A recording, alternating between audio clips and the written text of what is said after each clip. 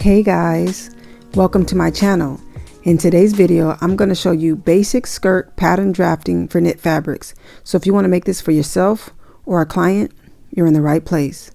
These are the measurements you'll need. They'll also be listed in the description below. So let's get into it.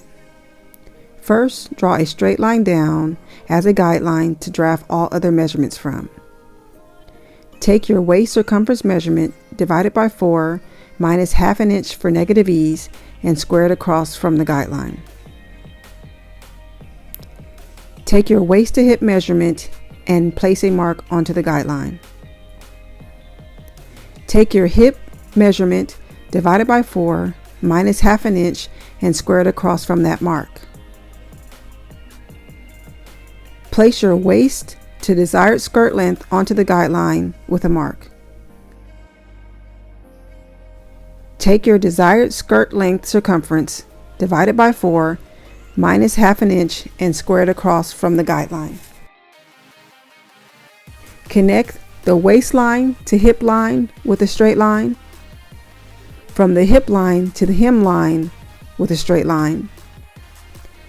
Redraw a subtle curve at the hip line to eliminate a point at the hip when sewing.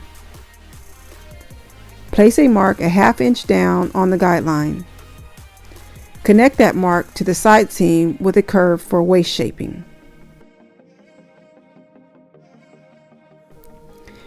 Make sure your center front is at a 90-degree angle so that there isn't a peak when sewing.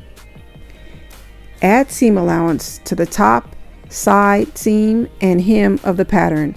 I use 1/4 inch at the top and the side because I use a serger, and 3/4 inch for the hem allowance. This is what your full pattern should look like. For the waistband of the skirt, the length is waist measurement minus 1 inch plus seam allowance. Width is the desired width times 2 plus seam allowance. I like the width of 4 inches because after it's folded down, it has a finished width of 2 inches. Add seam allowance to your waistband. And you can really do a lot with this skirt by just lengthening it or shortening it. You can have completely different looks. Possibilities are endless. Here are some garments I made with this method. By adding elements and details, you can design whatever you want. You can really have fun with this. You can even add elements and make a gown. I like to go on to Adobe Illustrator and just design to my heart's content.